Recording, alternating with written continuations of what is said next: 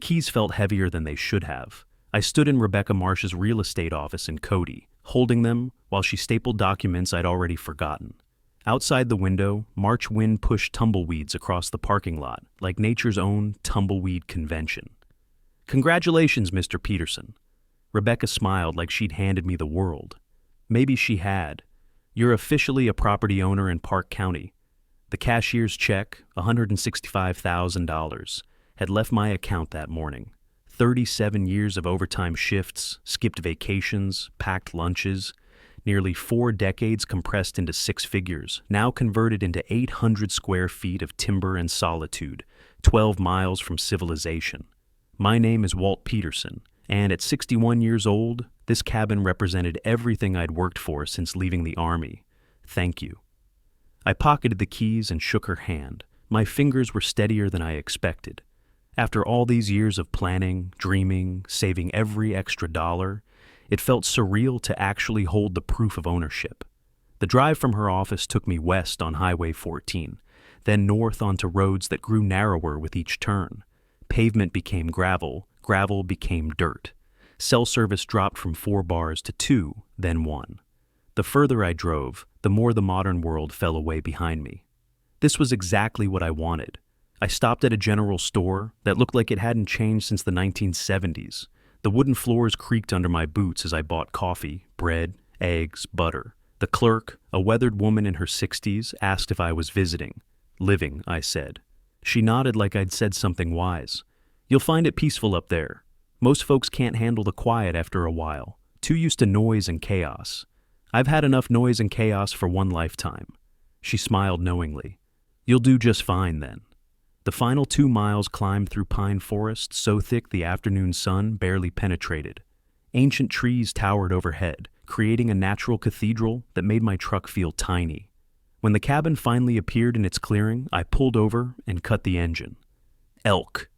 4 of them grazed 50 yards beyond the porch, massive, graceful creatures that belonged here far more than I did. They raised their heads, studied my truck with intelligent eyes, then resumed eating. One flicked an ear at a fly, completely unbothered by my presence. I sat there for 5 minutes watching them. No honking horns, no sirens, no voices bleeding through apartment walls, no neighbors arguing about parking spaces or lawn maintenance. The silence was so complete I could hear my own heartbeat. The cabin was exactly as the photos promised. Weathered cedar logs, green metal roof, stone chimney that spoke of winter fires and peaceful evenings. Small, yes, but mine. Every square foot purchased with honest work. I unlocked the door and stepped inside. The air smelled like pine sap and old wood smoke, as if the cabin held memories of previous owners' quiet evenings. One main, room with a kitchenette, a bedroom barely large enough for a double bed, a bathroom with a shower stall I'd have to enter sideways. Perfect. I unloaded the truck slowly, methodically. No rush anymore, no deadlines, no supervisors, no urgent projects. Tools went on the pegboard above the workbench. Hammer, wrenches, handsaw, each in its designated spot. The military had taught me organization saves lives. In retirement, it saves sanity and makes a small space feel larger. Books stacked on the shelf by subject. History, engineering manuals, 3 novels I'd been meaning to read for a decade. The coffee maker positioned on the counter where morning light would hit it first, promising perfect mornings ahead. Every item placed with intention, creating order from the chaos of moving boxes. Each decision felt significant because it was mine alone. No committee meetings, no compromises, no, we need to discuss this with the team. Just my choices, my space, my life, finally. By the time I finished unpacking, the sun was lowering behind the mountains. I made coffee too late in the day, but I didn't care. Nobody to tell me when to drink coffee anymore. I carried it to the porch, settling into the rocking chair I'd bought specifically for this moment. The rocking chair creaked under my weight with a sound that spoke of countless peaceful evenings ahead. The elk had moved deeper into the clearing, still grazing contentedly. A hawk circled overhead, riding thermals with the kind of effortless grace that comes from belonging somewhere completely. This was it. This was what 37 years of working had bought me. Not just a cabin, but freedom. Freedom from schedules, from office politics, from the constant noise of modern life. I pulled out my phone, surprised to find even one bar of service, and called Amanda. "Dad!" Her voice came through bright and immediate, cutting through the mountain silence. "Are you there? Did you get it? Signed the papers this morning," I said, watching the hawk complete another lazy circle. "I'm sitting on the porch right now, watching elk graze like they own the place. I'm so proud of you." The warmth in her tone made my chest tighten with emotion I hadn't expected. "You earned this. 37 years of working your tail off, saving every penny you could spare." Her voice carried genuine pride, the kind that made all those years of sacrifice worthwhile. "You deserve every moment of peace up there." I sipped my coffee, watching the mountains catch the last golden light of day. 37 years, I dreamed about mornings where I'd drink coffee and watch wildlife instead of highway traffic. Evenings where the only sound is wind through pine trees. "You deserve it, Dad. You really do." She paused, and I heard something shift in her tone. "Tyler has been so stressed with work lately. The insurance industry is brutal right now. Sometimes I forget what peaceful even looks like." Something in the way she said it made me pause. Not just the words, but the weight behind them. The slight tremor that suggested more stress than she was letting on. "Everything okay, honey?" "Oh, fine. You know how it is. Insurance industry pressures, quotas, angry clients. He comes home wound up tight every night." She laughed, but it sounded thin, forced. "When can I visit?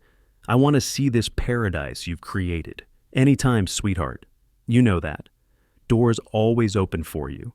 We talked for another 10 minutes about safe topics, her third-grade students and their latest antics, her plans for a vegetable garden behind their house in Colorado, the kind of comfortable conversation that fathers and daughters have when they're close, when they trust each other completely. When we hung up, I sat watching the sun paint the mountains in shades of orange and purple that no photograph could capture.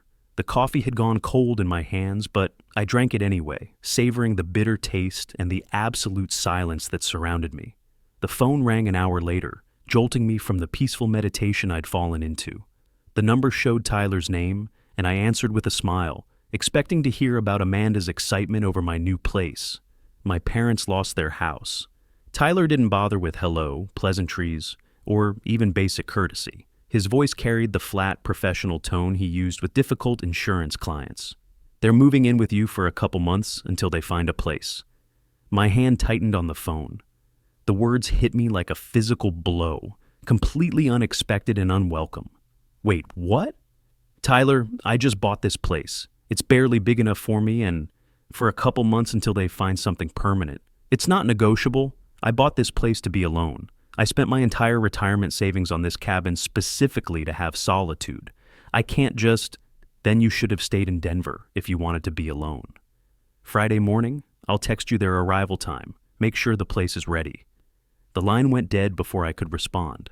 I sat there holding the phone, staring at the clearing where the elk had been grazing. They had moved on, disappeared back into the forest with the wisdom that wild animals possess. Smart creatures. They knew when to leave. My knuckles had gone white where I gripped the armrest of the rocking chair.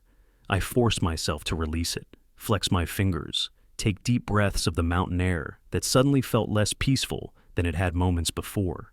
Inside the cabin, I poured another coffee I didn't really want and sat at the small kitchen table. From my jacket pocket, I pulled out a notepad and pen, the same kind of engineering pad I'd carried for 37 years. Grid paper perfect for sketches, calculations, and organized thinking. I started writing. Not emotional venting or angry complaints, but questions. Timeline estimates, resource assessments, the methodical approach that had served me well in the Army and throughout my engineering career. The cabin keys sat on the table beside my notepad, catching. The lamplight. An hour ago, they had represented freedom, independence, the reward for decades of hard work. Now they felt like they represented something else entirely. A target. A prize that others wanted to claim without paying the price I'd paid. I picked them up, felt their weight, the smooth metal worn by previous owners who'd probably loved this place as much as I already did. Set them down with deliberate care, like placing a piece on a chessboard. 37 years I'd been the reasonable one in the family. The peacemaker who swallowed inconvenience to keep everyone happy. The man who said yes when others demanded, who compromised when others refused to budge. The reliable Walt, who could always be counted on to do the right thing, even when the right thing cost him personally. Not anymore. Dawn came through the kitchen windows and found me still at the table.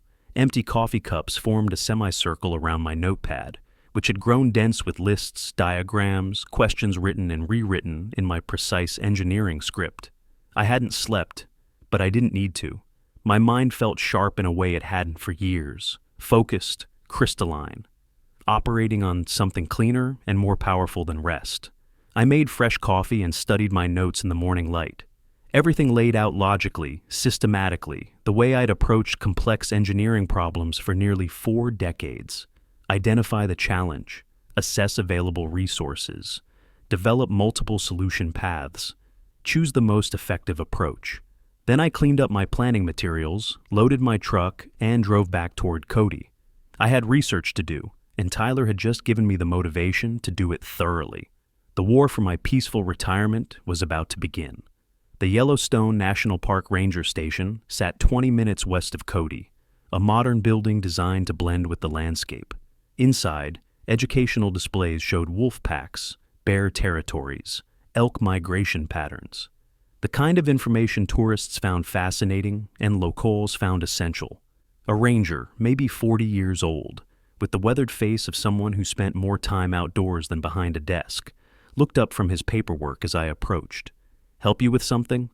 "I just moved up from Denver," I said, adopting the slightly nervous tone of a city transplant. "Bought a place off County Road 14. Still learning about mountain living.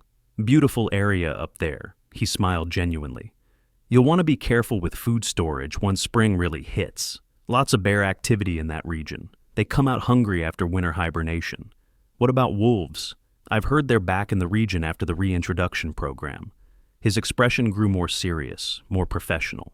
He stood and moved to a large wall map, pointing to areas marked with colored pins. "Reintroduction's been successful, maybe too successful according to some ranchers. They're usually shy around humans, but they've got incredible senses. Can detect prey or food from miles away." I pulled out my notepad, writing carefully. "Are you a hunter by chance?"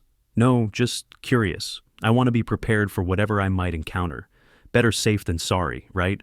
Smart thinking. He handed me a pamphlet titled "Living with Wildlife in Wyoming." "Keep your property clean. Don't leave attractants out unless you want visitors you can't handle." I took careful notes in my field notebook, asking questions about wind direction, pack territories, seasonal behavior patterns. Every detail potentially useful for what I was beginning to plan. I thanked him warmly, mentioned again that I was from Denver and still learning about mountain life. Every word calibrated to sound naive, concerned, exactly what he'd expect from a nervous newcomer who might make dangerous mistakes out of ignorance. Back in Cody, I found Wilderness Outfitters, an outdoor supply store with taxidermy on the walls and racks of camouflage gear. The camera section sat strategically between hunting equipment and security systems, suggesting the overlap between recreation and protection.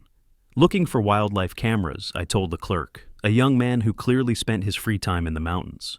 "Want to monitor bear activity near my property. New to the area, want to know what I'm dealing with."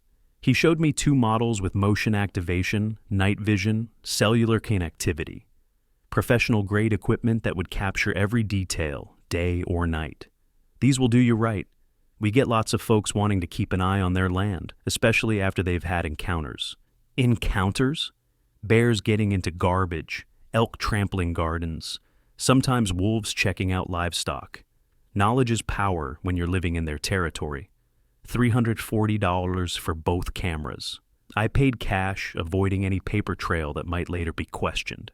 At the cabin Wednesday afternoon, I installed them methodically, one covering the driveway approach, positioned to capture anyone arriving, one angled toward the front porch, documenting activity near the building itself. I tested the motion sensors repeatedly, checked signal strength from multiple locations, adjusted positions until the coverage was perfect. The engineering part of my brain, honed by 37 years of solving structural problems, found deep satisfaction in the precision. Hide the cameras enough to be unobtrusive, position them for optimal capture angles, test every variable, adjust for wind and weather, verify functionality. Both cameras connected to my phone with 1 bar of cellular service, weak but functional, enough to send alerts and short video clips when motion triggered them. Thursday morning, I drove back to Cody with a specific mission. The butcher shop sat on a side street, the kind of family business that served local ranchers and restaurants. The smell of fresh meat hit me as soon as I opened the door.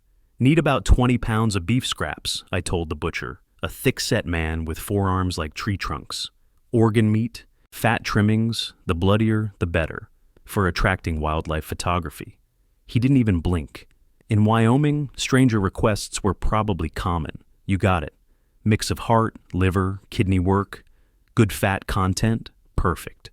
$45 for meat wrapped in white paper, loaded into coolers I'd brought specifically for this purpose. The smell was immediate and powerful. Blood, fat, raw flesh. Exactly what I needed. Thursday afternoon, I stood in the clearing behind my cabin with the coolers open, studying wind patterns. The breeze came from the west, steady and predictable. I checked it the old way my grandfather had taught me, wetting my finger and holding it up to feel the direction clearly. I walked 30 yards from the cabin structure, upwind from the building. Then I placed the meat in 3 separate piles, spreading them to maximize scent dispersion, not random placement. Calculated positioning based on prevailing winds, approach routes, and optimal camera angles. Close enough to draw predators to the immediate area, far enough from the building that they'd focus on the meat piles, not on investigating the structure itself. I wasn't trying to endanger anyone. I was trying to educate them about the realities of mountain living.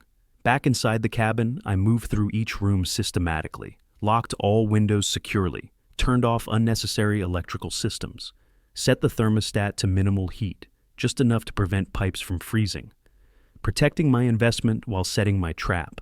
I paused at the door, took one last look at the space I'd inhabited for less than 3 days, and left without hesitation. The cabin sat silent and prepared, cameras watching, meat waiting in the clearing behind. Everything ready for Friday morning's education session. The drive to Denver took 5 hours through mountain passes and high plains. I arrived at my old house just before midnight. The suburban place I hadn't yet sold, still partially furnished, but feeling hollow now, empty of the dreams that had sustained me through decades of work. I unloaded my truck methodically, set up my laptop in the living room, propped my phone where I could watch both camera feeds simultaneously. The blue glow of technology felt alien after the warm lamplight of the cabin, but it was necessary. Then I waited, sleeping fitfully in the chair, checking the feeds every hour. Friday morning, at exactly 10, a dark sedan appeared on my phone screen. I watched Leonard and Grace Brooks emerge from their car, looking around with expressions I recognized even on the small display. Displeasure, judgment. The kind of people who found fault with everything they didn't control. The camera microphone picked up their voices clearly. Technology that would have seemed like magic when I was their age. This is where he's living now? Grace wrinkled her nose like she'd smelled something offensive. It smells like pine and dirt and God knows what else.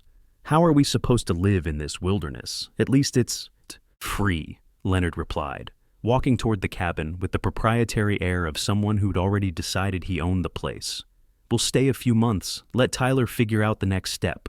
I don't see why we had to come all the way out here when there are perfectly good senior communities in Denver. Grace stopped walking, froze completely.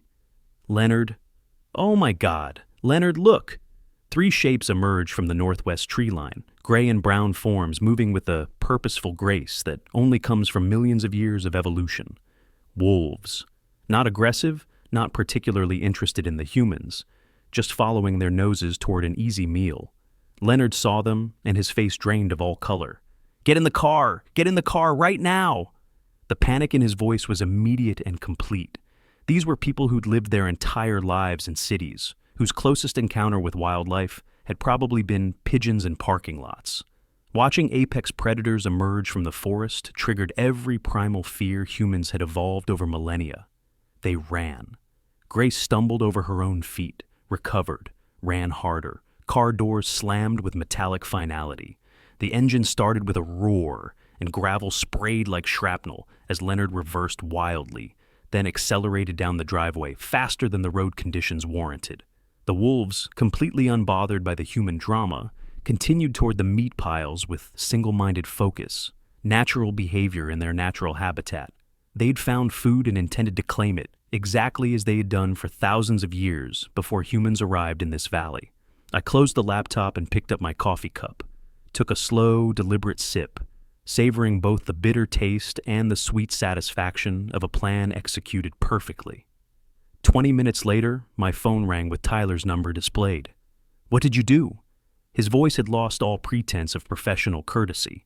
Now it was pure fury, barely controlled rage. "My parents nearly got attacked by wild animals. They could have been killed."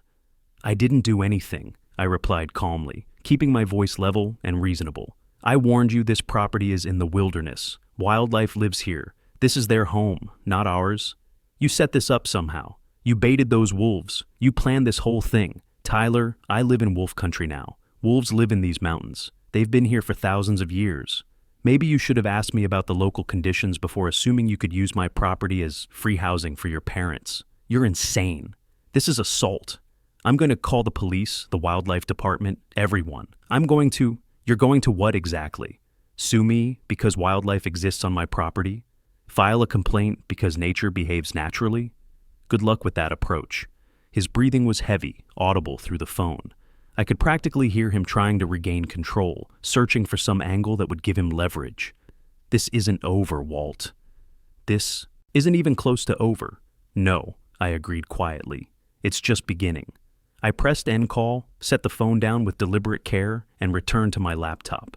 I opened the footage again, watching the wolves finish their meal and disappear back into the forest like shadows made flesh. Outside my Denver window, the mountains rose in the distance, purple and majestic in the afternoon light. Somewhere up there, my cabin waited in its clearing, protected by cameras and natural law. I'd been planning defense, but sitting there watching the recording for the third time, I realized something fundamental had shifted in my thinking. This wasn't about defense anymore. Tyler had declared war the moment he'd tried to commandeer my retirement. He'd escalated when he'd dismissed my concerns and issued ultimatums. Now, he'd learn what happened when you pushed a man who'd spent 37 years solving complex problems and 20 years in the military learning about strategy. The mountains kept their secrets, but they'd just gained a new ally. 2 weeks passed before Tyler made his next move. I spent those days settling into the routine I'd originally imagined when I bought the cabin. Coffee on the porch at dawn, watching elk drift through the clearing like ghosts from another era. Reading books I'd postponed for decades while working. Simple meals prepared without rush or pressure from anyone. But the peace felt conditional now, fragile as spring ice. Like standing on a frozen lake, knowing the surface might crack at any moment. I checked my phone more than I wanted to admit. Kept the camera feeds open on my laptop. Listened for the sound of vehicles on the dirt road leading to my sanctuary. The elk still came every evening, but I found myself watching them differently now. Not just appreciating their beauty, but studying their alertness, the way they lifted their heads at the slightest sound, ready to flee or fight. Survival instincts honed by millions of years of predation. Mid-April brought warmer afternoons, and the first serious wildflowers pushing through the snow. Mountain lupine and Indian paintbrush added splashes of purple and red to the brown landscape. I was splitting firewood behind the cabin when my phone rang, the sound jarring in the mountain silence. "Dad, please." Amanda's voice broke on the second word. She was crying, the kind of deep sobs that come from genuine fear. Tyler showed me the footage of the wolves. That could have been so much worse. His parents could have been seriously hurt or killed. I set down the axe and walked to the porch, needing the familiar comfort of my rocking chair. "Amanda, honey, wolves live in these mountains. They've been here for thousands of years. I didn't create that situation. I warned Tyler this wasn't appropriate housing for his parents. But you knew they were coming. You could have done something to make it safer. You could have warned them specifically about wildlife, given them bear spray, something." The script was obvious. Every phrase sounded rehearsed, coached. My daughter had been turned into Tyler's messenger, probably through hours of careful manipulation and emotional pressure. The thought made my chest tighten with anger I had to carefully control. "I bought this property for solitude," I said, keeping my voice level and reasonable. No one asked if I was willing to host guests. No one consulted me about my comfort level or the appropriateness of the arrangement. But I'm willing to meet with Leonard and Grace to discuss options if they're genuinely interested in finding a solution. "You are?" Hope flooded her tone like sunrise after a long night. "Really?" You'd be willing to work something out. I'll meet them in town, neutral ground. We'll talk like adults and see if we can find a mutually acceptable arrangement.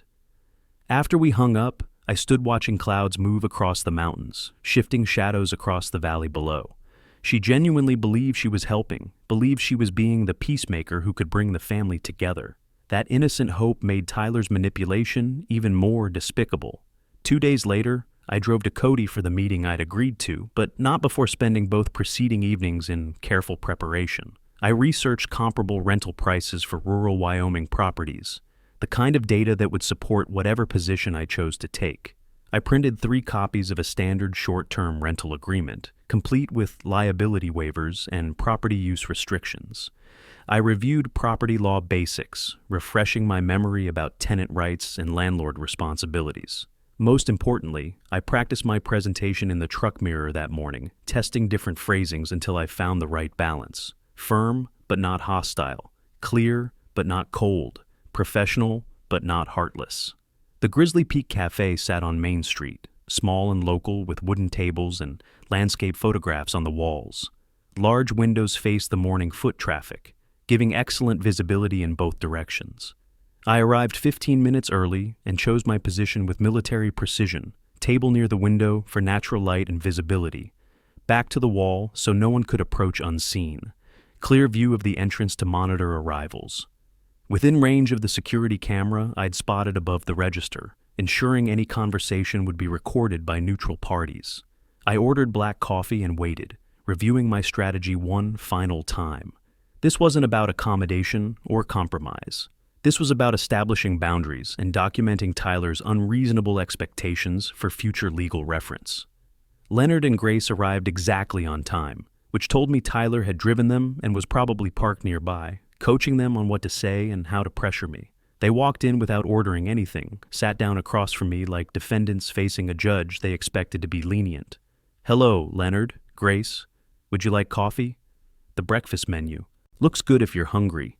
Leonard ignored the pleasantries completely. "Walt, this has gone on long enough. We need those keys today. We've been staying in a motel for 2 weeks and it's costing us money we don't have."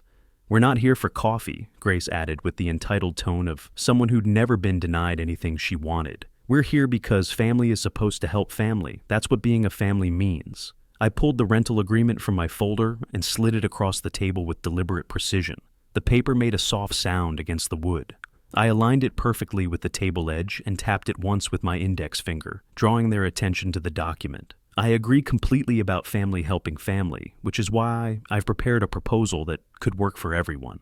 Leonard glanced down at the papers, then back up at me, his face beginning to redden with indignation. "A rental agreement? You're seriously charging us rent to stay in your cabin? Market rate for a furnished property in this area. $2,100 monthly. 6-month lease minimum, standard terms and conditions. Utilities included, but you'd be responsible for your own food and transportation. You want money from your own family?" His voice climbed loud enough that other patrons began glancing over with curiosity. "From people who have nowhere else to go? From people who are desperate?" Grace leaned forward, her expression wounded and accusatory. "I never thought you were this kind of person, Walt. Greedy. Just plain greedy. Taking advantage of family when they're down and desperate." I stood slowly, collected my folder with deliberate care, and picked up my coffee cup to bus it to the counter. Habit and courtesy. The kind of gesture that separated civilized people from those who expected to be served without gratitude. "Then, I guess we don't have an agreement. You'll need to find alternative housing arrangements." "Good afternoon. You can't just—" Leonard half rose from his chair, his face now completely red with indignation. "Where are we supposed to go? What are we supposed to do?" "That's not my problem to solve," I replied calmly. "I offered a fair business arrangement. You rejected it. That's your choice, and you're free to make it." Grace's voice rose to near shriek level. "We're family. You're supposed to help us." I nodded to the barista on my way out, leaving Leonard and Grace sitting at their table with their rejected rental agreement. In the truck, I sat for a moment with my hands on the steering wheel, breathing steadily, letting the adrenaline settle. My heart was beating faster than normal, but my hands were steady. The confrontation had gone exactly as I'd expected. Now Tyler would escalate, and I needed to be ready. That evening, my phone became a weapon aimed at me from multiple directions. The first call came around 6 die, just as I was settling down for a quiet dinner of grilled trout I'd bought from a local fisherman. "Walt, it's Cousin Linda." A voice I hadn't heard in 3 years, calling from Kansas. "I heard you've been having some difficulties with family." "Difficulties? From whom did you hear that?" "Tyler called me this afternoon. He's worried about you, Walt. Said you're isolated up in the mountains, acting strangely, not like yourself at all." The strategy revealed itself with crystal clarity. Tyler was building a narrative, planting seeds of doubt with every family member he could reach. Systematic character assassination designed to undermine my credibility before I could defend myself. "Linda, I'm fine. I retired to Wyoming." "That's not strange. That's a plan I've had for years. I've talked about wanting mountain property since before Amanda was born." He said there was an incident with wild animals, and you refused to help his parents when they needed a place to stay. He made it sound like you're becoming hostile and unpredictable. That's an interesting version of events. "Thanks for checking on me, Linda. I appreciate the concern, but I'm doing very well. Better than I have in years, actually." I ended the call and stared at the phone, knowing it would ring again soon. 20 minutes later, a former colleague from Denver called with the same script, different voice. Tyler had reached out, expressing concern about Walt's mental state, his isolation, his increasingly erratic behavior. The third call came at 8:30. Amanda again, and this time she wasn't crying. She was angry. "You embarrassed them, Dad. In public? In front of other people? What were you thinking?"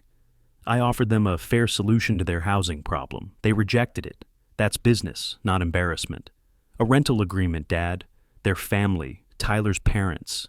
You're treating them like strangers, like tenants instead of relatives who need help. And this is my home, Amanda. My retirement. My one place of peace, which I bought with money I saved for 37 years. Money I earned by working overtime, skipping vacations, driving old cars, and living below my means for decades. Tyler was right about you." Her voice carried a coldness I'd never heard before. "You've changed. You've become someone I don't recognize. Someone selfish and mean." The words landed like physical blows, designed to hurt and delivered with surgical precision. I kept my voice quiet, controlled, even as something cracked inside my chest. "Maybe I have changed, honey. Or maybe everyone else has changed, and I'm just finally noticing the difference." The line went dead. She'd hung up on me, her own father, rather than listen to my perspective. I sat at the kitchen table with my phone in my hand, watching darkness settle over the mountains through the window. 3 carefully orchestrated calls in one evening, all delivering the same message. Walt Peterson is unstable, dangerous, unreasonable, a man who can't be trusted to make good decisions. The isolation I'd sought as a gift was being weaponized, turned into evidence of mental decline. Tyler wasn't trying to take the cabin anymore, at least not directly. He was trying to destroy my credibility first, make me seem incompetent, turn the family against me so no one would believe my version of events when the real attack came. Classic strategy. Isolate the target, control the narrative, strike when they're defenseless and have no allies. But Tyler had made a fundamental mistake. He was treating this like a business negotiation or insurance claim, something that could be won through pressure and manipulation. He didn't understand that he was dealing with a man who'd spent 20 years in the military learning about strategy, and 37 years in engineering learning about systematic problem solving. I opened my laptop and began typing. "Mr. David Patterson, attorney at law." I sent the email at 9:47 that night. Careful words, factual language, no emotion bleeding through the professional tone. I needed legal advice regarding family pressure over property ownership, potential claims against my assets, and asset protection strategies. I included the essential facts: my age, property value, family situation, and 3 specific questions about elder law, estate planning, and defending against false competency claims. Then I poured myself 2 fingers of bourbon, no ice. I wasn't a heavy drinker, had never been, but tonight warranted something stronger than coffee.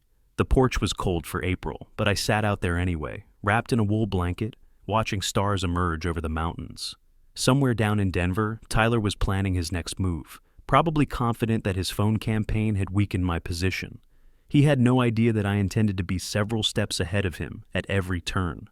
Morning came with an email waiting in my inbox. David Patterson had responded at 7:15, his message brief and professional. He could meet Thursday afternoon at his office in Cody. Fee structure, $300 per hour for consultation, $250 per hour for document preparation. I confirmed the appointment immediately. For the next 3 days, I organized documentation with a methodical precision that had served me well throughout my engineering career. Everything labeled, dated, cross-referenced. Property deed in one folder, purchase documents in another. Family tree diagram showing relationships and potential conflicts of interest. Written timeline of events starting with Tyler's first demand about his parents. Transcripts of key phone conversations reconstructed from my detailed notes. Screenshots of the rental agreement Leonard and Grace had rejected. Bank statements showing my financial stability and responsible management. By Thursday morning, I had a leather portfolio case packed with evidence that could build a legal case as solid as any foundation I'd ever engineered. Documentation was the bedrock of both professions. Wednesday evening brought an unexpected call that changed everything. Amanda's voice sounded thin, exhausted, like someone who'd been crying for hours. "Dad?" She barely whispered the word. "I'm sorry I yelled at you after the coffee shop thing. I'm so tired. This whole situation is tearing me apart." "I understand, honey. This has been hard on everyone involved. Tyler is so stressed about everything. He's been trying to help his parents ever since Leonard lost all that money, and it's consuming our lives." I went very still, my engineer's mind immediately focusing on new data. Lost money? What happened? I thought they just had normal retirement financial pressures. "Oh, you didn't know?" Her voice carried genuine surprise. "Leonard was playing poker online, lost $38,000 over 6 months. That's why they lost their house. It was mortgaged to cover the gambling debts. $38,000. The number hung in the air like smoke, explaining everything that had happened since Tyler's first phone call.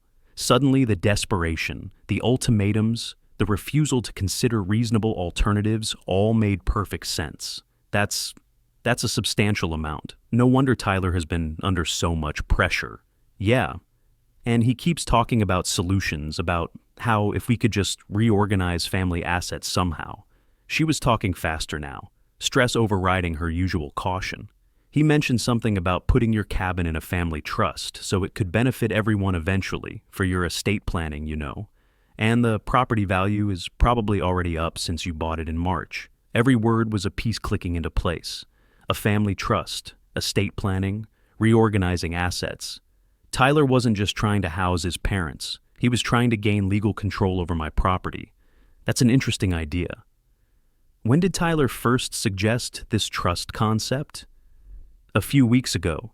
He said it would be good for tax purposes when in the future.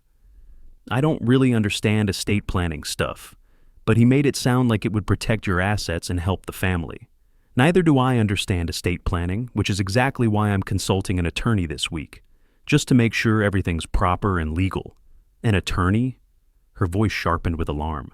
"Dad, is that really necessary? Tyler says lawyers just complicate things and cost money. At my age, with property worth this much, yes, it's absolutely the responsible thing to do." After we hung up, I added 6 pages of notes to my documentation. Leonard's $38,000 gambling debt, leading to Tyler's scheme disguised as helpful estate planning. The timeline of desperation driving increasingly aggressive behavior. Thursday afternoon, I drove to Cody and parked across from Murphy's Hardware on Sheridan Avenue. Patterson's office occupied the second floor of a well-maintained brick building. Professional signage, steady foot traffic, established reputation.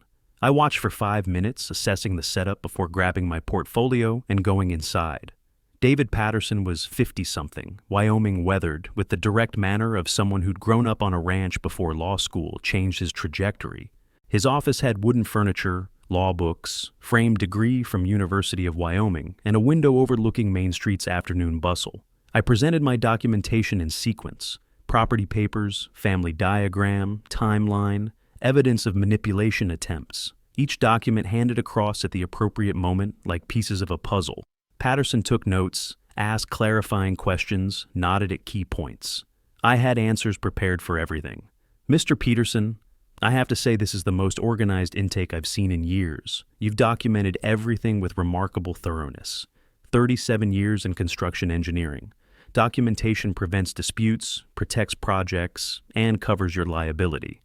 In this case, it's going to protect you significantly. He leaned back, tapping his pen against the desk rhythmically. Here's my assessment.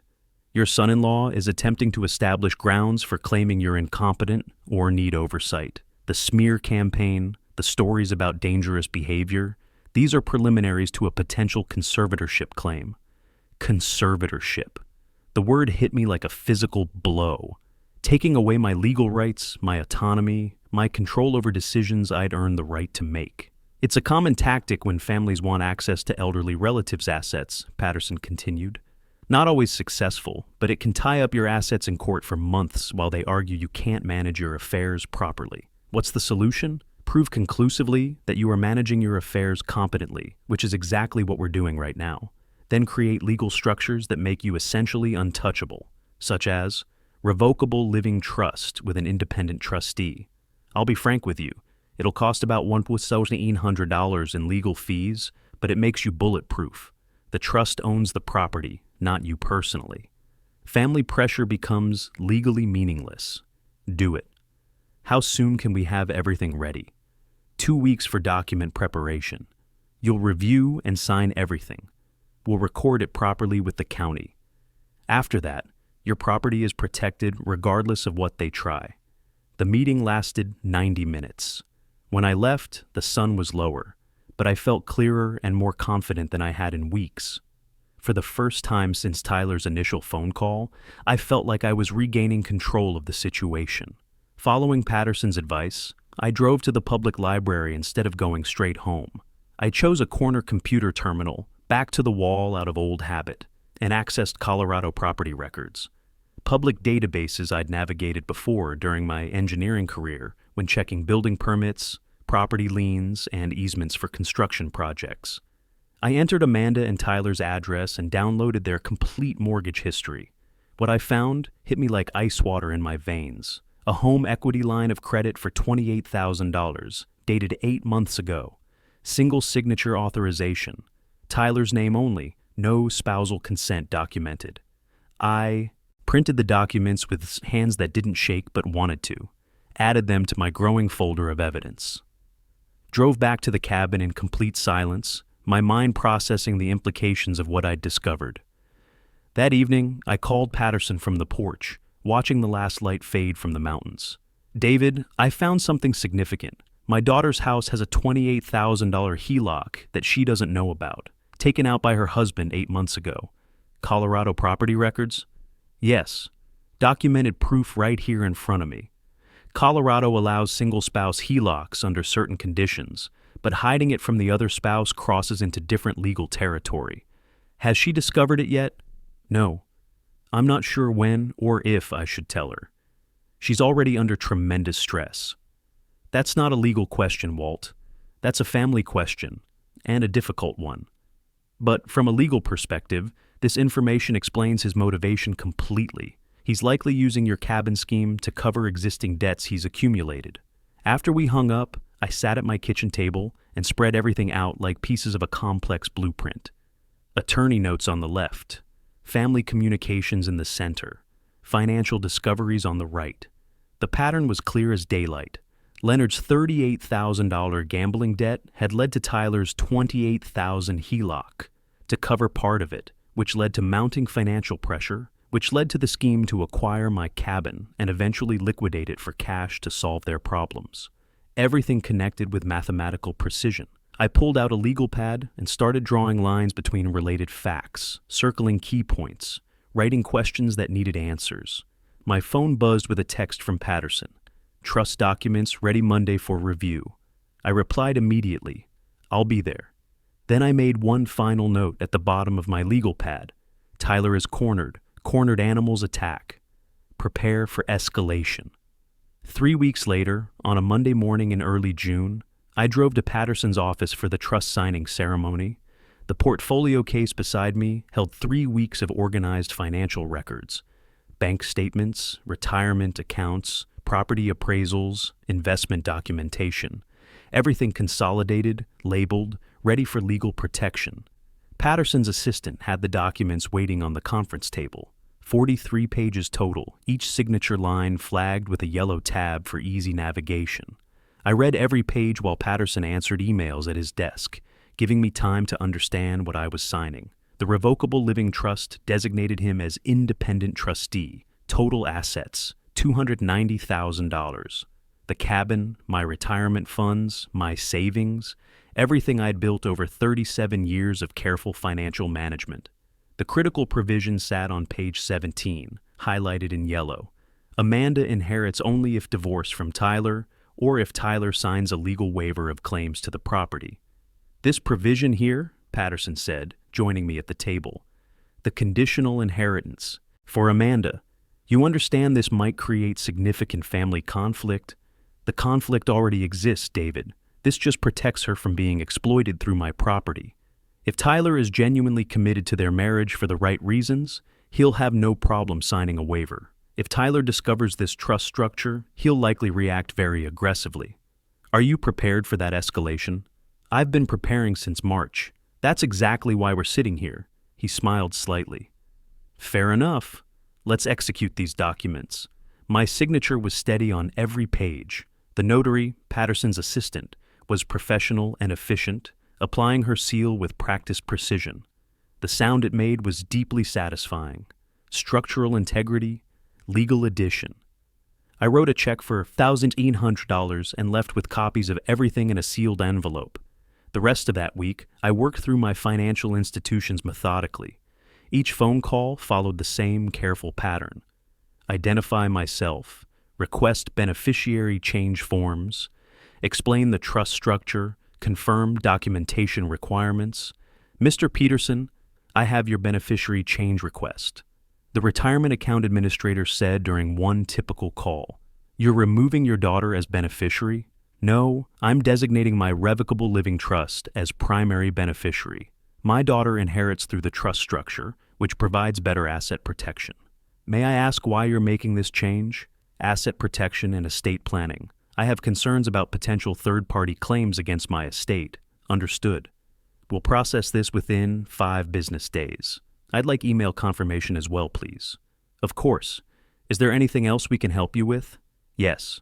Please note in my file that this change was made voluntarily with legal counsel. I'm documenting my mental competency for all financial decisions. A brief pause. That's unusual, but I'll add that notation to your account. By Friday, every asset I owned was protected within the trust structure.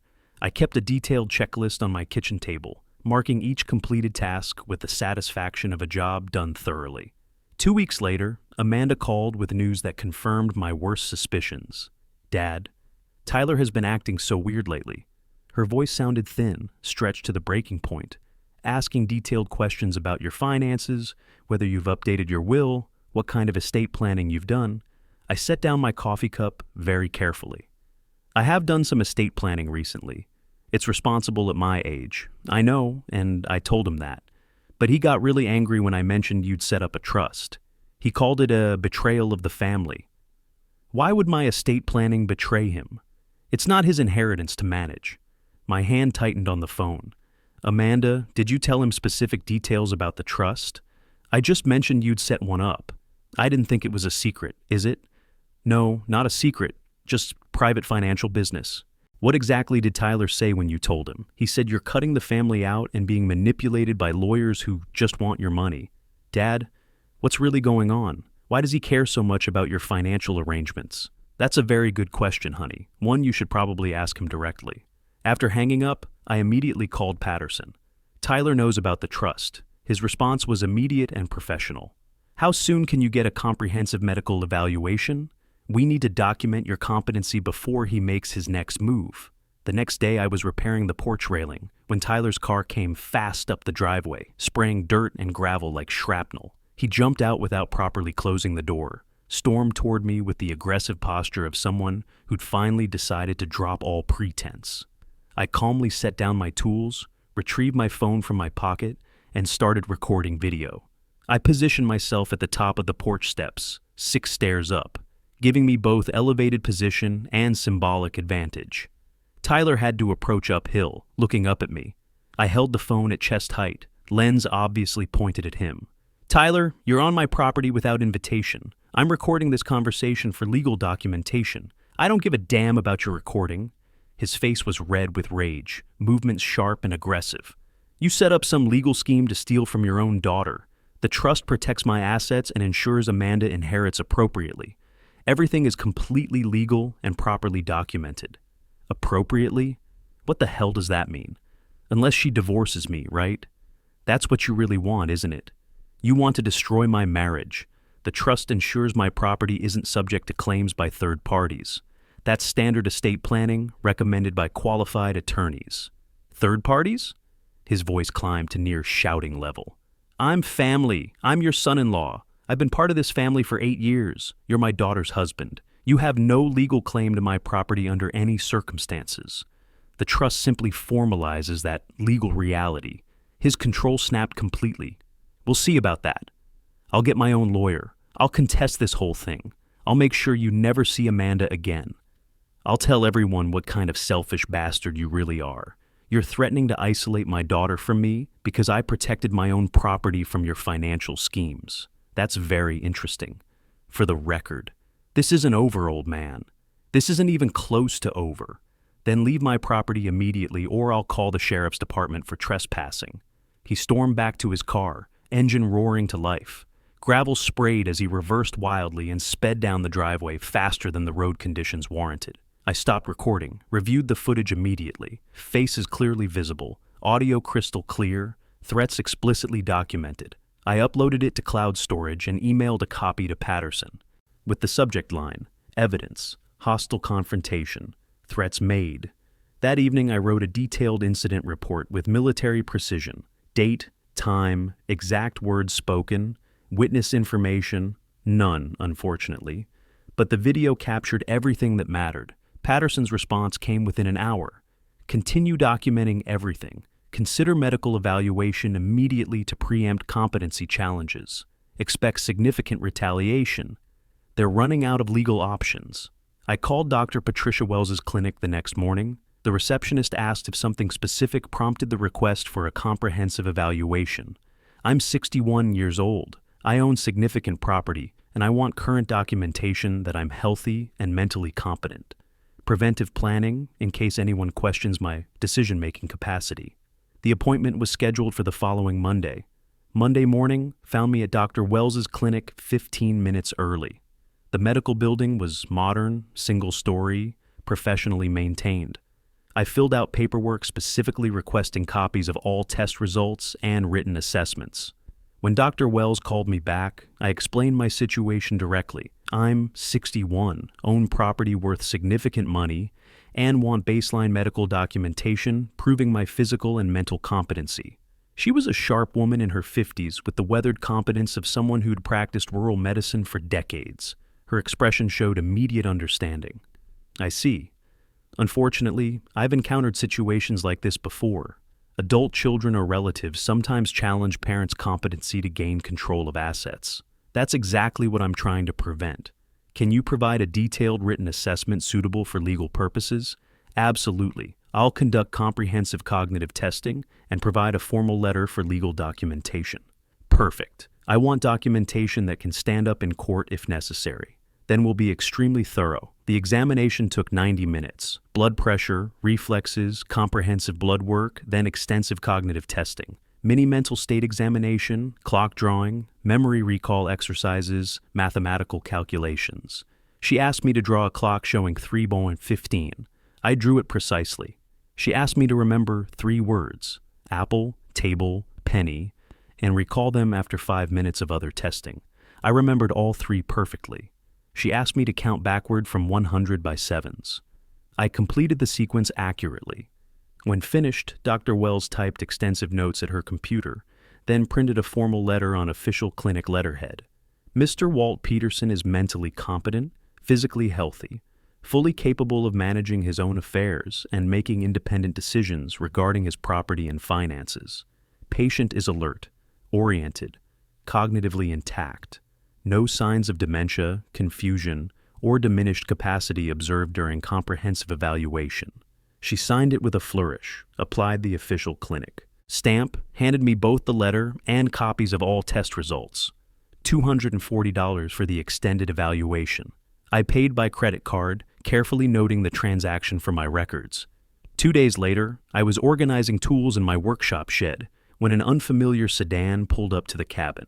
A professional-looking woman in her 40s emerged carrying a tablet and official folder. "Mr. Peterson, I'm Margaret Williams from Adult Protective Services. I'm here regarding a complaint filed about your welfare and living situation." The flash of anger was immediate and hot, but I kept my expression completely neutral. A complaint filed by whom? I can't disclose the complainant during my initial assessment. May I come inside and evaluate your living conditions? Of course. Would you like coffee? I just made a fresh pot. No, thank you. This is a standard welfare check based on reported concerns. I let her inside, door held open for complete transparency.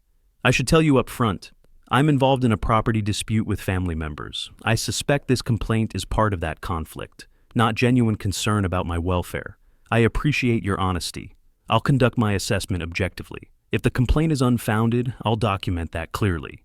Margaret walked through the cabin with her tablet, documenting everything methodically.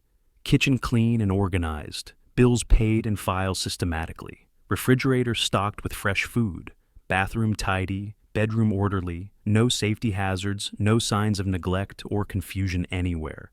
Do you have any difficulty managing daily tasks, cooking, cleaning, paying bills, maintaining your property?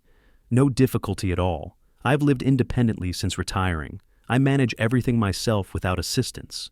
The complaint mentions concerns about your mental state and decision-making capacity. Have you experienced memory problems, confusion, or difficulty making decisions? I retrieved my medical folder from the desk. I had a comprehensive evaluation 2 days ago specifically to address this concern. She read Dr. Wells's assessment carefully, taking notes.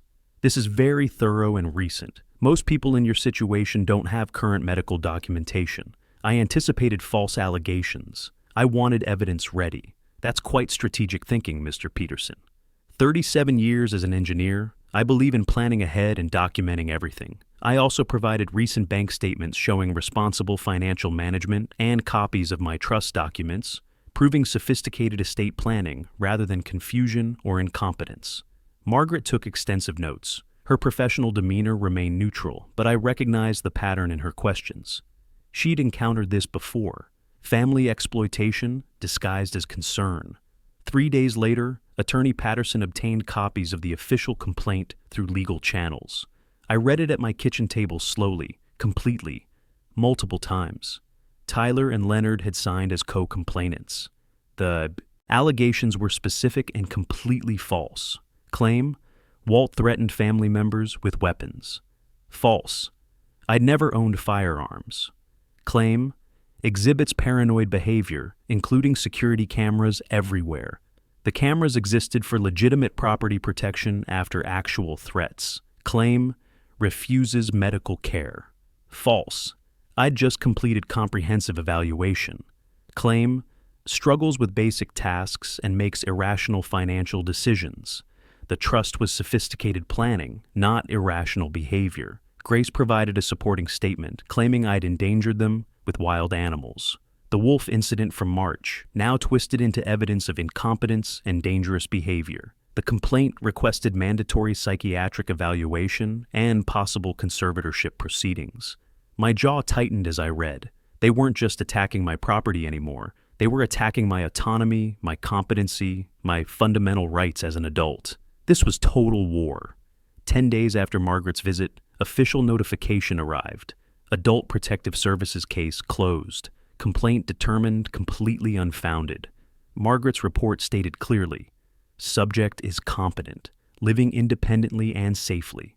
No evidence of exploitation, neglect, or diminished capacity. Recent medical evaluation confirms cognitive and physical health. Complaint appears motivated by family property dispute rather than genuine welfare concerns. No further action warranted. While Patterson investigated the false APS complaint, he discovered something that changed everything. Leonard and Grace had been using my cabin address for mail fraud. Public records showed mail being sent to my address in their names. Wyoming Department of Family Services, First Mountain Credit Union, Social Security Administration. This is federal crime territory, Patterson explained. Mail fraud, benefits fraud, potentially identity theft. We're talking years in federal prison if prosecuted. I drove to my mailbox and found 3 envelopes addressed to Leonard Brooks and Grace Brooks at my cabin address. I photographed everything, bagged it as evidence, and called Patterson immediately. We report this to federal authorities. This destroys their credibility completely. The evidence package went to Assistant U.S. Attorney James Morrison in the Economic Crimes Division. Within a week, federal investigation was underway. Meanwhile, Patterson discovered Tyler and Amanda's home had 3 missed mortgage payments, $8,400 in arrears. Notice of default filed, first step toward foreclosure. He was counting on your cabin to solve his financial crisis, Patterson explained. When your trust blocked that plan, he had no backup. There's an unconventional option, Patterson continued. You could purchase the defaulted debt. Banks sell delinquent loans to collection companies. You'd become the creditor anonymously. I walked my property that evening, considering. If I bought the debt, I'd control Tyler's future. But if the bank foreclosed, Amanda would lose her home. Do it. Buy the debt. But Amanda can't know until I explain everything. $31,000 from my savings purchased the debt through Mountain Holdings, LLC. Tyler received a notification his loan was sold, but no information about the new creditor. By August, federal agents arrested Leonard and Grace for mail fraud. Tyler faced foreclosure. His parents needed lawyers. His world was collapsing. I called Amanda. Honey, we need to talk. Come to the cabin this weekend, just you. Saturday afternoon, I told her everything.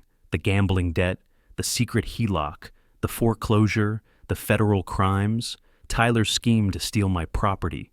She cried. She was angry, but she was strong. I'm filing for divorce, she said finally. I can't live with someone who lies about everything. Tyler signed divorce papers to keep from losing everything to foreclosure. I forgave Amanda's mortgage debt. She moved to a small house in Cody, close enough for Sunday dinners. Leonard and Grace received 2 years supervised probation and $45,000 in fines. Tyler moved to a small apartment in Denver. 2 months later, Amanda and I sat on my porch in matching rocking chairs, watching the sunset paint the mountains gold and purple. The bull elk grazed peacefully in our clearing. I love it here, she said. This feels like home. It is home for both of us now.